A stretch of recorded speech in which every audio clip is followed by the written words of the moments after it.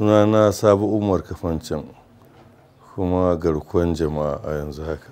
To masarautar jama'a alhamdulillah tana ɗaya daga cikin masarautu wadda lokacin mujaddadi Sheikh Usman bin Fodio ya kafa sarautu bayan ya yi jihadi, wato cikin hijira 1810 kenan.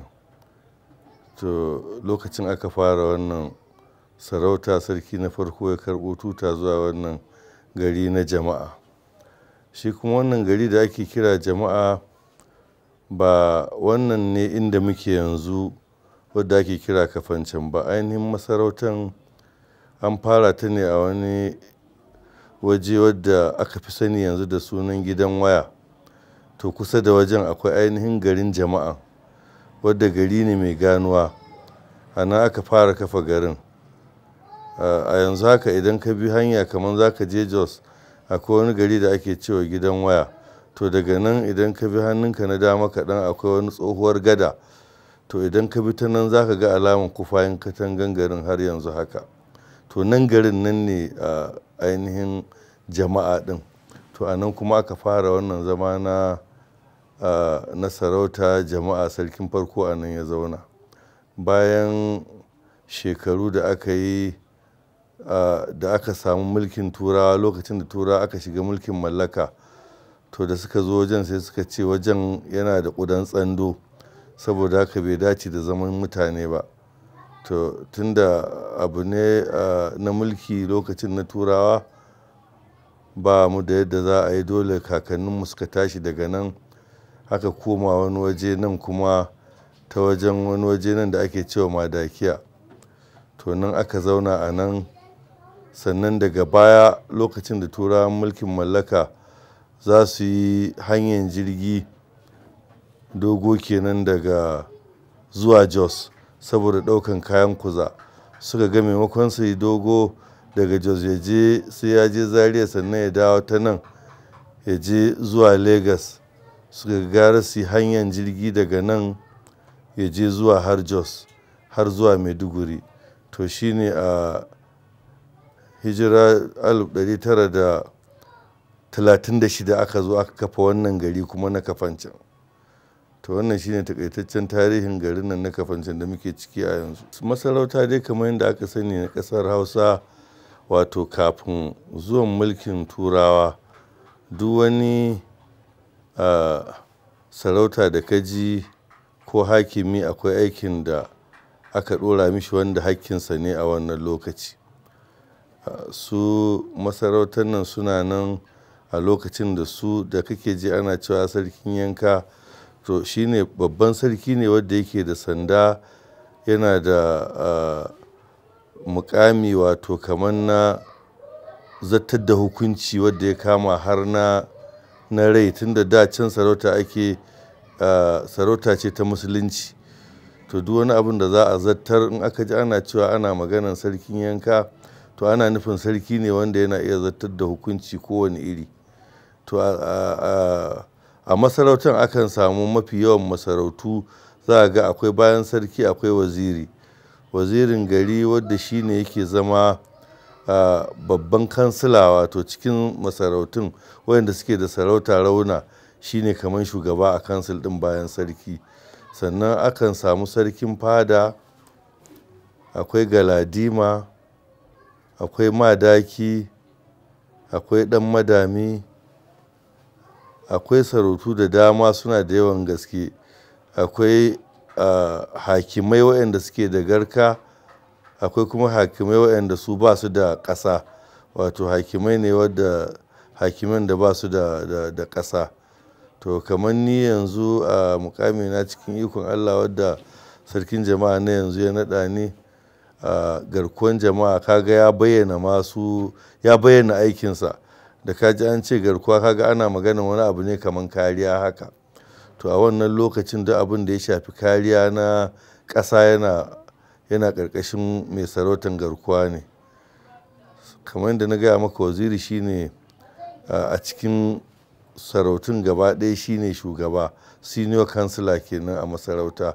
to amma duk da haka akwai masarautun da yakan zama waziri ba shine yake zama senior councilor ɗinsu ba a masarautansu, amma mafi yawa dai a cikin masarautun na jihadin mujaddadi Shehu Usman Dan Hodiyo to yakan zama waziri shine yake zama shugaban kansilolin gaba ɗaya. To sannan kuma kamar yadda ake zama a fada, sarki yakan zauna kusan kullum ya fito a zauna a tattauna abubuwan da ya shafi ƙasa. Abin da ya shafi tsaron ƙasa shine na farko, da kuma zaman lafiyar mutane da tattalin arzikinsu da harkokinsu na yau da gobe. To duk wannan in ya zo a majalisarsa abubuwan da ake dubawa kenan. A hakimai da suke rike da ƙasa suna da dagatai, bayan dagatai akwai masu anguwanni. To idan akwai wani abu da ya taso daga gefen mai anguwa zai zo wajen dakaci, daga wajen dakaci shi kuma idan aka tattauna za a tashi a koma wajen hakimi. To lokacin da aka zo zama na majalisa shi hakimi zai kawo wannan abu a gabatar ma sarki. To wannan haka yanayin yake, amma kuma duk da haka ko ba zama aka yi ba, idan akwai wani abu muhimmi da ya taso na gaggawa to shi kullum mai anguwa zai taso ya ce ga abin da ya faru ya gaya wa dakacinsa. To shi kuma dagaci nan take zai je ya samu hakimi ya gaya masa. To wannan haƙƙi ne na hakimi, shi kuma ya tashi ya je ya samu sarki ya isar da sako cewa ga abin da ya faru. Ta wannan majalisar za a ɗauki mataki duk abin da ya dace, to shi sarkin cikin ikon Allah zai aiwatar da abin da ya dace wanda za a yi a wannan masarauta. To canji da aka samu wannan tsohon labari ne. Bayan an taso daga ainihin jama'a ɗin da su turawa suka ce akwai ƙudan tsando, to sai kuma aka fahimci cewa sun gano wajen akwai kuzane. Aka zo aka tashi mutane da suke wajen aka fara aikin kuza. To kaga kuma abu ne wanda tunda su suna mulkinmu ne a lokacin, ba mu da wani abin da za a ce, kakanninmu haka suka haƙura. Saboda duk abin da haƙuri bai yi ba to rashin haƙuri ba zai yi shi ba. Sannan kuma an samu canjin yanayi, an samu ci gaba cikin ikon Allah. Idan ka duba wannan gari yanzu na Kafancan, Allah ya kawo mata arziki ta hanyoyi da yawa. Akwai harkoki na noma da mutane suke yi, da noman rani da noman damina. Kuma ka duba an za ka ga akwai harkan citta da gaba ɗaya yana ɗaya daga cikin sana'an da kakanni da kakanni aka yi ta yi, ya zama na gaba ɗaya cikin ikon Allah tana cikin abin da ya ɗaukaka wannan ƙasa da wannan masarauta ta Jama'a. Sannan kuma cikin canji da kake magana, kaga yawan faɗin ƙasan kafin yanzu yana da yawa. Muna makwabtaka ne da jihar Filato ta wancan gefen kuma da jihar Nasarawa. To amma da aka shigo siyasa an samu canji na yanayin yayyanke masarautar, aka ƙirƙiro sababbin masarautu wadda dukkansu da suna nan ƙarƙashin masarautar nan ne na Jama'a. To amma yanzu cikin ikon Allah an bar mu inda muke, kuma mun gode, muna wa Allah godiya tunda muna zaman lafiya. To alhamdulillah an daɗe da gaske dai lokacin da muka sani cewa duk wani wanda yake nan, ƙabilu da dama da muke tare da su muna zaune lafiya. Kuma sarkin da muke da shi suna daraja shi, shi ma kuma ya tsare musu amana, suna ƙarƙashin shi, an zauna lafiya. To amma daga baya an samu 'yan matsaloli wadda cikin ikon Allah a yanzu dai haka an samu zaman lafiya a ƙasan Jama'a gaba ɗaya. Kuma daga baya an gane dai abubuwa ne na shedan da kuma mutane waɗanda suna benefitin da rigiman da ake yi, su a cikin rigiman ne suke rayuwa. To kuma kaga cikin ikon Allah, Allah ya kawo yanzu musamman wannan gwamna da muke da shi a yanzu, cikin ikon Allah ba mai sake ba ne. Duk abu in ya taso yakan tashi tsayewan daka sai ya gaya maganin abun. To cikin ikon Allah yanzu ana zaune lafiya. Za ga a nan Kafancan za ka bar komanka a waje lafiya lau, kuma duk inda ake shiga ba inda ba za ka shiga ka fita lafiya lau ba. Muna daraja su, suna daraja mu, muna zaman lafiya, kuma muna roƙon Allah ya sa wannan abu ya ɗore.